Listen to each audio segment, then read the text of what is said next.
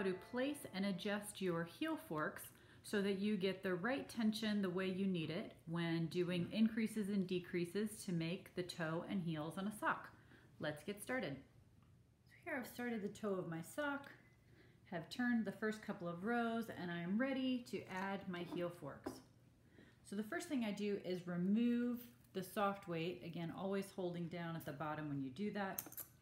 And then you're going to start always with the tip of your heel forks toward the center. And the first one is going to go right in between your target needles at 6 o'clock. So you simply pull the sock down from the bottom, push your heel fork up. You can see my heel fork's coming up right here.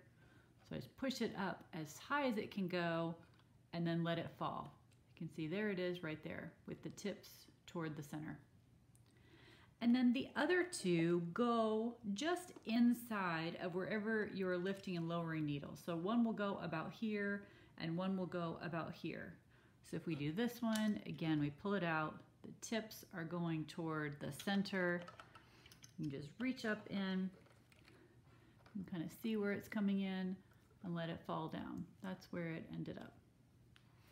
And then the third one, same thing. I'm going to put it over on this side, as high as it will go, let it come in. So now it is pulling weight, extra weight along here, which we'll need as we continue knitting these areas. After this, you just remember to replace your soft weight, and then you're ready to go again. I've now cranked several more rows, and on the last row I did, my last needle, my last stitch didn't knit, which is a sure sign that I need to adjust my heel forks up. So first I'm going to stop and fix this. You can just pull it forward, and you want to use your loom tool to get the bottom stitch, pull it up over the yarn that was resting here that didn't knit. There's another whole video on the deanandbean.com website about how to repair mistakes. So that means that now it's time for me to adjust my heel forks up, and that's very easy to do. I don't even have to remove my soft weight. I kind of just pull it out of the way, and I push up the center one as high as it can go.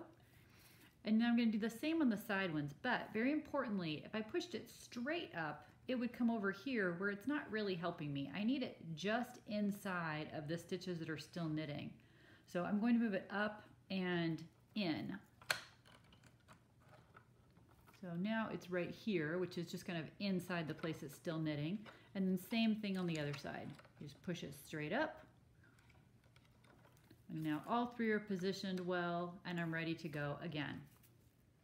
Okay, so now I finished lifting needles all the way to my targets, and now I have gone back on the process where you're going back out the other direction, up toward this part of the cylinder, and it's time to move my heel forks again.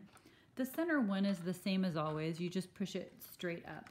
But now for the other two on the sides, they're further in than I need them to be. So whereas last time they were out and I needed to move them toward kind of this part of the cylinder, kind of towards 6 o'clock, now it's the opposite. I need to move them from where they are kind of out towards where I'm raising and lowering needles.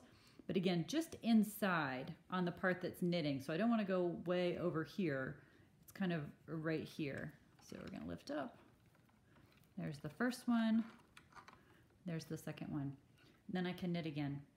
The last thing I wanted to show you is that if you do need to remove the heel forks, which often happens, let's say if you are, if you have a stitch that drops, or even if you just get to the end of the toe and it's time to lift them out, sometimes they can get caught on the heel weight, on the soft weight. So if you just pull the soft weight all the way over and try to get the whole fabric, then you can lift out the heel fork, and you kind of want to angle it kind of this way, kind of away from the tips, in order to be able to slide it out. Otherwise it can keep getting caught. The other option is you can pull them down this way and take your soft weight out completely. Sometimes that'll get caught depending on the angle, but then it's easier. Again, you can pull the fabric and the heel forks come right out. So that's really everything you need to know about using your heel forks. I hope that helps. Happy knitting! Visit us at deanandbean.com and please like and subscribe. Thanks for watching.